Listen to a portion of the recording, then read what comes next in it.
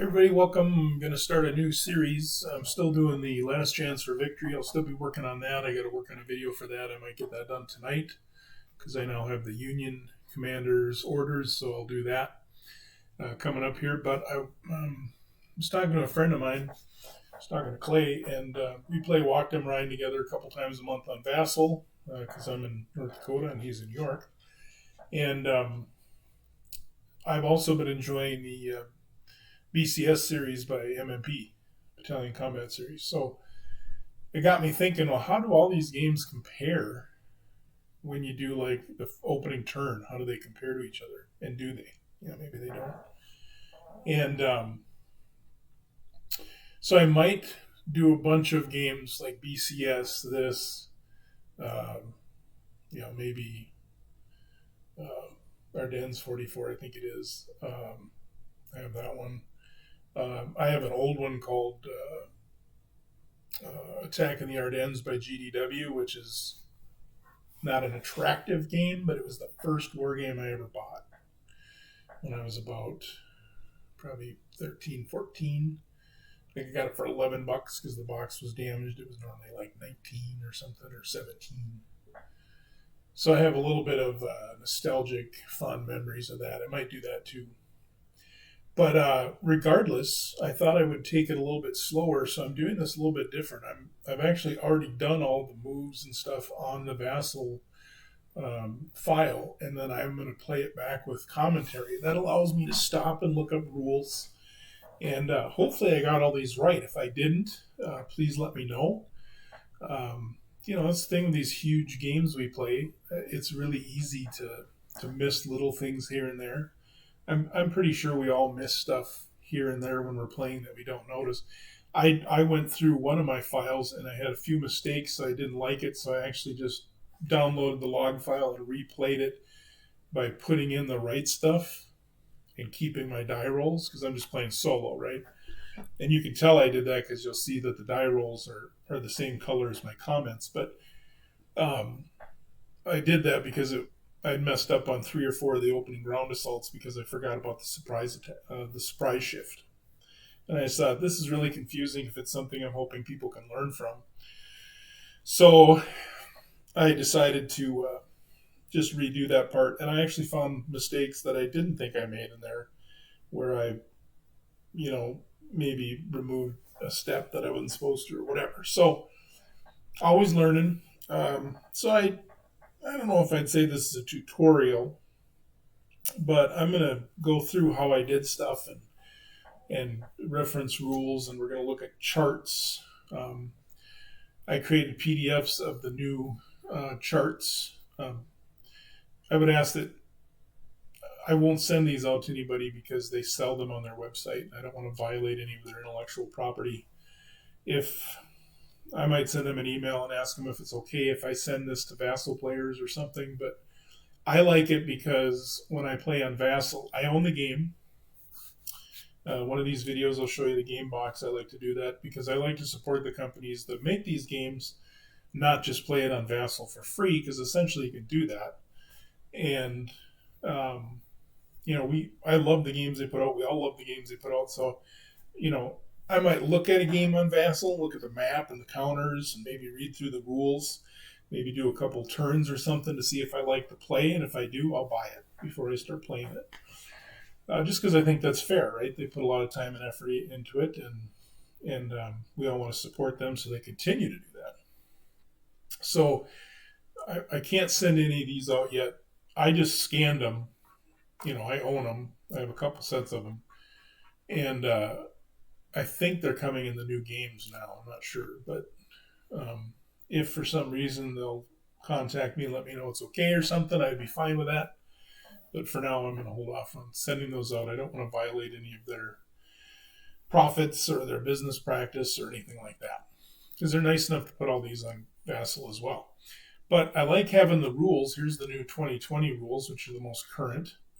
And because you can do a Control F and search, right? So if I'm doing a Control F and I'm searching for engineers, I can see there's 9 engineers, and 1 engineering. So let's say I want to know about engineering. I can just go right there, right? and I can read about it, right? So I like that. I also got this cheat, the Wacht Am Rhein exclusive rules. These are the new ones. So I'm going to try to play with that, with the new charts, the new rules, because the sequence of play is a little bit different. Clay and I are currently playing the game, and we just switched to the new sequence of play right here. So we've actually done 3 different sequences of plays on the ones that we were playing, because we started with the original Wacht Am Rhein sequence of play, which is different. Then we were using the current one that was like with Atlantic Wall and all that stuff. And then this one came out, I think the playtest version was out like a year ago or 6 months ago. And then this is the final version. So we're using that.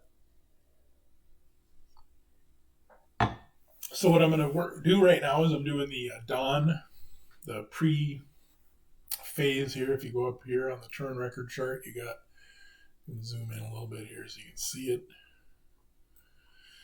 So you got this little turn here, Predawn German surprise in effect. So that's what we're going to do. And we'll go through that. I'll show you a few. We're going to do fire support after that, and then ground assaults. Those will be separate videos. I did have it all in one video, but I'm redoing it because that was like 2.5, 3 hours long. So I want to break that up. Okay, so let's get started.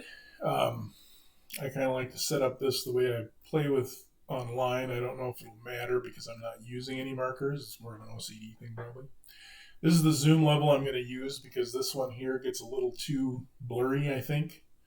Some stuff is blurry. This is an old module, so this there's a new module being worked on right now, and when that comes out, I will switch over to that. I will reset all this up under the new module because this is missing a lot of shortcuts and things. Like you can't put fired on the artillery, you can only put ammo depleted, stuff like that. So Clay and I found some workarounds. There's no way to label certain things. I think it's missing the entrenchment 2 markers for the Germans, so we use an entrenchment 3 and then label it. These are actually entrenchment 3s that start here, but you can't build entrenchment 3s, I don't think, in this scenario. Anyway, so let's go ahead and get started. This is the surprise turn. So there were boundaries that you get to set up. So I created these boundaries.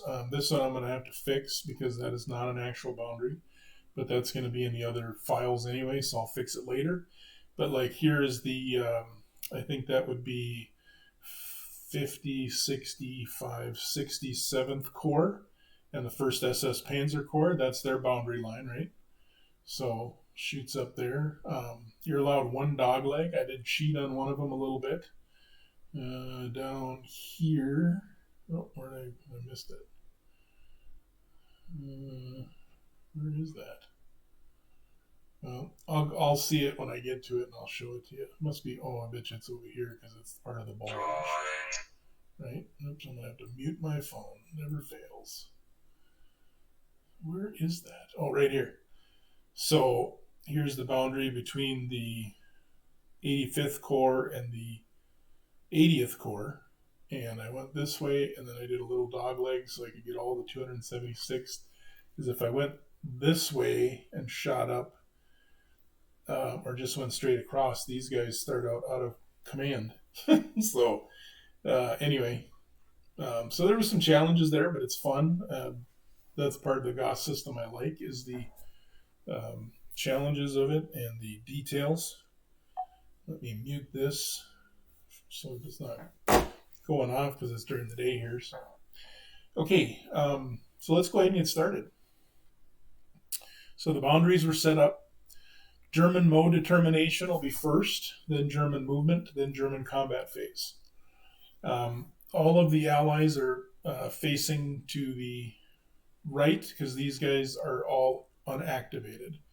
You can only move units that get attacked, and then you'll slowly start activating American units as the turns go on until everyone's activated. So I turn them this way, and then I'll turn them right side up counterclockwise when they get attacked. So this is a little different than the normal turn. It's only got these 3 phases, and there are some restrictions in those phases. So Also, units that were designated as overstacked during the setup may enter PA mode. Normally, you can't do that. But there are some overstacks, but they're giving some grace on that because they're launching this huge attack. Overstacks created after setup are still subject to the rule 6.40. German heavy bridges and engineer units stacked with heavy bridges are ignored for stacking purposes. No other mode changes are allowed. So basically, they're saying that the only mode changes we can go into are prepared assault, and then that's going to be restricted to anybody that can actually get next to an enemy. So infantry have to be 1 hex away. Mechanized have to be no more than 2 hexes away because they can move 2 as long as they don't move into forest or certain terrain. So preferably a roads they keep moving, or clear or rough. So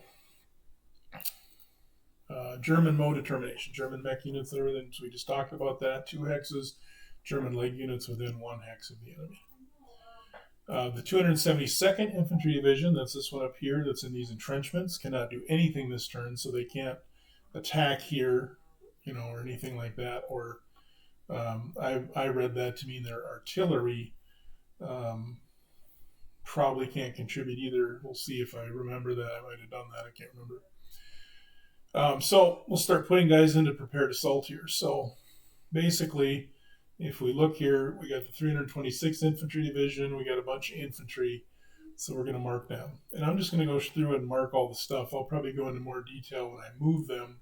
Otherwise, this will get really long. So basically, I'm marking everybody that can. I decided as the Germans, and I'm playing solo. So if I'm looking at stacks or whatever, it's no big deal. I try not to look at anything or hover over anything before I attack. Obviously, I get to see what it is when I'm firing at it or attacking it because I need to know what's in there. But there's enough markers on here for me that there's plenty of fog of war, and I forget what's what. Okay? So I'm just marking. Basically, I decided that I was going to just attack with everybody possible. And right here, I had to look up this entrenchment 2. When you move next to it, it creates a movement halt. But fortifications, you can't move from one hex to another one next to a fortification. But this is not considered a fortification. This would be west wall that's not destroyed, right? If it's not destroyed, that's a fortification. So if the Germans are in there, you can't just run past them. But does not apply to the ET2 or IPs. If it's an ET3 or a fortification or a fort, then you can't just move past it. So I had to look that up because I needed to know if this guy could jump to here. All right, so we'll just keep marking all of them. This will scroll down and follow. I like to start from the north and work my way down just out of habits. I don't forget stuff. It's a big gap there. All right, so here I was talking about, here's one of the boundaries I'm not real fired up about. I got the 116th Panzer Division and the 560th Infantry Division. They have a really small command boundary. Their command boundary is between this and this, and that should really be one division probably. But based on the corps that are in charge and where they're at, I mean, that's kind of the best I could do. In fact, later on, you'll see where I find these guys are actually out of command because they're a whole hex side on the other side of a boundary that I made. And instead of just fixing it, right, like fixing the boundary and coming over here or doing anything, when I make mistakes like that, I'm going to kind of use that as fog of war against myself. Normally, if I'm playing other people, if they find a mistake like that they weren't trying to do, I don't care if they want to fix it as long as we haven't done a bunch of turns and it doesn't affect going back and changing a ton of stuff. It's little stuff like that, To me, Goss, I mean, it's about, I like to try to win. I mean, I want to do well. I want to win. I play competitive. I don't just willy-nilly do whatever. I like to think that I'm doing a good strategy. But for me, Goss is more of the experience. There's so much history in here. The maps are so beautiful. Figuring out how to coordinate your attack, how to deal with restricted terrain like this, going after roads, strategizing. I know some guys would actually give orders to the 560th with what their objectives are, and the 116th, and they'd have their objectives written down. I find that fascinating. I'm probably too lazy to do that. But it's the experience of Goss that I enjoy more than trying to win. Okay, now like I said, I play competitive. I try to win. I don't ever just go, I don't care. But it's not about the winning or losing. It's about the experience. And I suppose if I can get my clock cleaned by somebody who's just rolling over me constantly, that probably wouldn't be very fun. So I'm not saying it's not a big deal to not win or to not even try, but there's so much history. I've just learned a ton about World War II history just by playing Goss, because I was kind of a black powder guy for a lot of years mostly, and I still love black powder, but this history has opened up to me. So really enjoying it. I like the command boundary thing you get in Goss. It really makes you plan, because you can't just, oh, here's an opportunity, I'm just going to change and drive up here. Like if, let's say, the 116th punch through here, they can't just all of a sudden whip up this road because they're out of command. Now, during the command phase, I can reevaluate and I can move this so many hexes. But that's the beauty of the system, I think. It makes you plan, and it's, say realistic. It seems more realistic to me, but I mean, that's hard to quantify realism. It's a war game with little counters, but I like it. So, all right, so I'll get these guys marked up. I'm just mentioning about the mech class units. They may move up to 2 hexes during AM and PM game turns. Mech class units may. This is actually for the surprise thing, so I don't know why I got this here. Mech class units may only move 1 hex if it's night. If any type of ground conditions in effect, the unit moves entirely along primary or secondary roads. If the unit's formation HQ is in low fuel state or in no fuel state, then it has different. That's the prepared assault rules in general. That's not special for this. So that's just talking about moving 2 hexes. We don't have any mud conditions. The first, I'll have to look because I haven't started the 16th AM turn. I'm getting ready to start that. And I think I'm playing the alternate weather where I roll it because I don't want to know the weather pattern. But the first turn, the first day of the 16th, I think is programmed weather, so the Germans don't get smoked on their opening attack. All right, so we're just marking these out. Now, I did find these guys, I mentioned that earlier, out of command, so I'm just going to mark them out of command and learn how to deal with that. And so I just mentioned it there. Okay, we'll just keep going down here. So all the bridges are destroyed. I can't remember the hex number. It's like somewhere around here, I think. I can look it up, but I think it's like 42307 or something, but I'll look it up later. But so all these bridges right here, and I'll take these guys off, there would normally be bridges here. They're all destroyed. Now we have a unit here that's trying to build a bridge, but it's not built yet. So none of these tanks can come flying over. Like these guys, like it would have been nice to have been able to bring these tanks because they could have moved over the bridge. Well, I guess not because there's no bridge there, but basically that's just leaving me these 2 groups from 2nd Panzer. So I got this second, I think it's off the run, or I don't know how to say that. But then I got these 3 companies. I don't know why they're broken down into companies, but you're not allowed to form or break down during this turn either. So you get what you get on the opening attacks. Later we'll probably form them into the battalion they're supposed to be. But for now, they are what they are. So the bridges will cause some challenges. Let's see. And then I was talking about that heavy bridge that they're working on. So I'm going to have to double check rules on bridges because I've never done a lot with that. Let's see. Okay, yeah, it's 4307. So in all scenarios beginning December 16th, all bridges along the front line, the dotted black line on the scenario maps, running along the Our and Sour rivers south of hex 4307 on the southeast map are destroyed. So that was right about here? No, further up, right here. So this one is not. Okay, but anything down here, I think if I looked at the map completely, I don't think there are any bridge designs on here. They're all gone, right? So there would be a bridge normally there, but they didn't put them on here, so it won't confuse you, right? So that's kind of nice. All right, so let's keep going. So just marking these. Continuing down, we're past the major part of the bulge now, getting into the southern map, further deeper into the southern map. Just getting all these guys marked up. And now we're getting close. I think this is 9th Armor down here. We're by this core boundary line is causing me some problems because I can be on these partial ones and I'm okay, and I can attack one hex into, but if I advance, that'll cause me a problem. So there are some things with the boundary lines that kind of mess with things and make it interesting.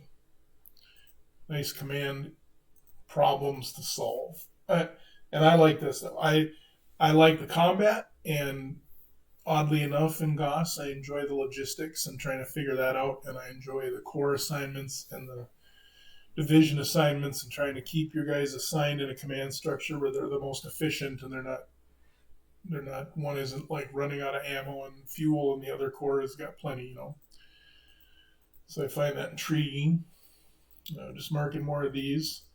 Now we're down here, getting down here close to 4th Infantry, I think. So 4th Infantry does not get the surprise roll, and I accidentally put that on there.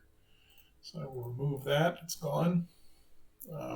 I was thinking that guy, but he can't get across the river to attack, so and plus he would have had to have went 1-2, because if he moves into these forests, he stops. So I removed it. And also the restricted terrain here, you'll see later on in the combat, causes us some problems even with advancing, because you can only advance so much, so that's good too. It's good stuff. All right, German movement phase. All units marked prepared assault may conduct prepared assault movement. No other movement is allowed. German motorized anti-tank units may move as leg units this game turn only. German mechanized units cannot dismount. So this when you do the next step thing, it jumps to the next unit and highlights it. So I move from here to here. You don't really get to see that move, but you'll get to see the other ones. So basically, we got 326 is going to launch an attack on this unit right here. So they're basically getting it surrounded and trying to really be nice to knock a hole right here and start pouring into that, because that's all artillery. That's not a great spot. Command-wise, it's like, what are you doing? Why is this doorknob out here instead of filling in this gap? Or why didn't you come, Just the other thing I noticed, like with the Americans, and that's because I play the Americans in a game I'm playing right now. We're on about I think we're starting the 22nd AM turn. The 2nd and the 99th are all intermixed up here, and it's just a command nightmare, or trying to get any RIB benefits, regimental integrity bonus, or stuff like that. It's like, why do they intermix them? It's just interesting. So we'll just continue, move down here. So these guys are moving, boom, boom, boom, and we'll see what we can do down there. Now, like I said, I decided I'm just going to launch everyone that was within range that could attack, and we'll see if we can break some holes, because when the surprise goes away, it's going to get harder. So now that's the one I talked about, where you can move past an entrenchment too, but it does create a movement halt. So even if these are only infantry, but if it was a road with mechanized, they would have to stop. So okay, so I had to decide who to move, because I couldn't move this other infantry unit up here, because right here we have constricted terrain, right? So we're limited on what we can put there. When I first started playing this, the constricted terrain, I would forget about that a lot. It's really important you don't, because it really changes your defense and how to attack and where to attack and all that stuff. I mean, obviously it's a rule, so you don't want to forget it, but it's pretty important. It really changes the game if you don't pay attention to that, especially on this map. This map does not have a lot of open terrain, so... All right, so we're just going to get these guys in position. that's probably about what we'll do with this video. We kind of went over some stuff. We're basically have a big attack coming up here on this whole front here. We're just trying to, again, I was hoping to attack with all these guys, but it's restricted terrain, and I did move him up there to help because then you're dealing with a mixed attack, and that is a column shift. So we'll cover that stuff when we start going through it. When I do the fire support and stuff on the next video, I'm going to do a few of them really detailed. I might kind of blow through a few of them, otherwise the videos will be super long. But I'll go through a couple, 3, 4 of them, or if there's an interesting one, maybe go through it in more detail to try to show how to do it. So if you're trying to just watch to learn, I'm going to try to do my best strategically, but I've never declared to be a great wargamer as far as strategy. I like to wargame. I like the history. So, watch at your own caution as far as if it's a good lesson or not.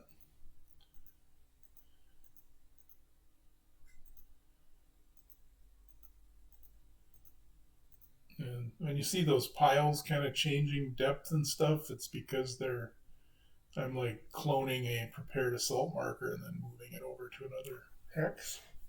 Once in a while, I accidentally clone a unit and then I have to delete it and then make a prepared assault marker because I click too fast.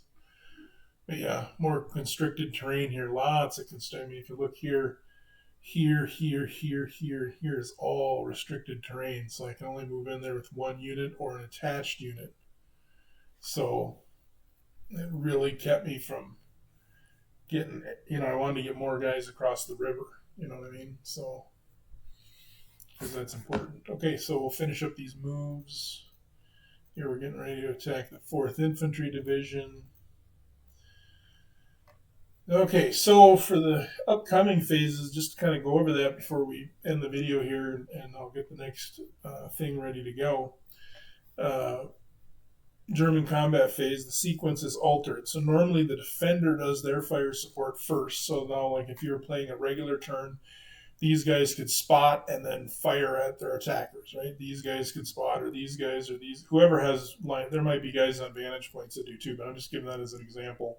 You don't have to be the one being attacked. You can, as long as you can see. Like if these guys are all in prepared assault, anybody next to them can see them because they're basically moving forward to attack, right? They're not hiding in the terrain or they're basically advancing to hit this spot right here or this spot or this spot. We don't know where they're hitting. I mean, logic would dictate that they're going to try to get this, but depending on, maybe there's enough, maybe you think you got enough strength here to go after this or something. We don't know what it is because I don't hover over it beforehand. And like I said, there's so many pieces, I don't remember where everything is. So I might remember tidbits here and there or roughly, but plenty of fog of war. So normally you do the defensive fire support would happen first. Then the Germans, the Germans could do air if they had air. Then you would do defensive fire support. Then you do offensive fire support. There's no naval to worry about here. There's naval stuff in there. And then you do the ground assault. But in this surprise attack, and I don't know why they changed it. I think it's interesting. It definitely, I'm not being critical of it. I just don't know why they changed it. Other maybe because it's a surprise. The Germans will fire offensive fire support, then the Allies will fire defensive fire support, then we go to the attacker segment, and any units in prepared assault must conduct a ground assault. And the reason that's important is because after all the artillery goes off in a regular turn, you can try to change the mode of units. For example, if I obliterated this with artillery and it's gone, I can still advance with guys, or I can take prepared assaults off because they're not next to an enemy unit anymore. And I'd have to look it up to be 100% sure, but I think the rule is if you're in movement covering terrain, you can pull off prepared assaults. If you're in terrain like open or rough, and I'd have to double check on that, so take it with a grain of salt, then you have to make a roll to see if they will call off the attack, right? Or whatever. So very interesting. I also, real quick, so like when the Americans occupy a west wall, these little pinkish tan pink things here. These are all west wall hexes. You can see like the anti-tank things they put in there. The Germans can utilize them. The Allies cannot. So if they take one of those hexes, it's destroyed. I think they get an IP there. They get a free improved position at that, but it's destroyed. So there's no way to mark that on here. Normally there's blank counters, and I could put something on there. And something like in Hurtgen, there's really good counters where you can basically type a little word on there, make your own counters. It's pretty sweet. I'm sure that'll be on the new one, but this older one did not have it. So what I decided to do was, this is where I was looking to see if I could write anything on these, but you can't. Like normally you would right click on it and do change label, but they didn't give that option when they created it. So what I decided to do is I took the border markers like this, because I'm allowed to put a top and a bottom label, and I'm just going to put west wall destroyed like that, just so I know, right? I don't think it's too unsightly. Maybe it is, maybe it's not. We'll see. But that's the only thing I could come up with. If anybody's got a better idea on this module what to do. So basically I just cloned a bunch of those. And it was basically all the hexes where the Americans started and a few that they went past. So these are all destroyed. And that's where I talk a little bit about it. Defensive or destruction. If a fortified area hex is destroyed, entered by an enemy unit advancing after a ground assault, not fire support, immediately place an attacker-owned completed IP marker in the hex. This is not construction activity and occurs freely. If it's occupied by any sized engineer unit, the side opposed to the side that originally controlled the fortified area at the beginning of the construction phase, immediately place a completed IP marker in the hex. This placement does not count as construction activity. The engineer unit may move normally. So basically you get to, that's what I think this dude here did, right? He moved up there probably in a combat, take that road, and then created this IP, right? So, anywho, that's pretty much, I think, the, let's see. Yeah, so when I do the stuff, the first fire support, we talked about here, it'll be backwards from the normal turn. It'll be offensive, then defensive. The Germans get a -4 game modifier this turn. So at best, they're going to get artillery shifts, maybe a 1. I think, I put 1 or 2 chances for a single hit. There's no way they can get a two hits. But we'll see you'll see how that went when I do the German turn. And when I do that, I'll cover this again in the other video. I like to mark the spotter. And what I usually do is grab a marker like this, grab the spade, and I'll mark like the spotter. Let's just say the target, and then I'll mark the guns, right? If these are the guns firing, right? So that you know. And then I use these spades because they don't have a fired marker in this set. We leave the spade on the ones that fired so we don't duplicate it. They do have an ammo depleted one if they deplete, but there's no ammo depletion in this opening turn. So, anyway. So that's going to be the end of that video. Thanks for joining me. I'll start the next video with the offensive fire support, and then we'll go from there. So thanks for joining me.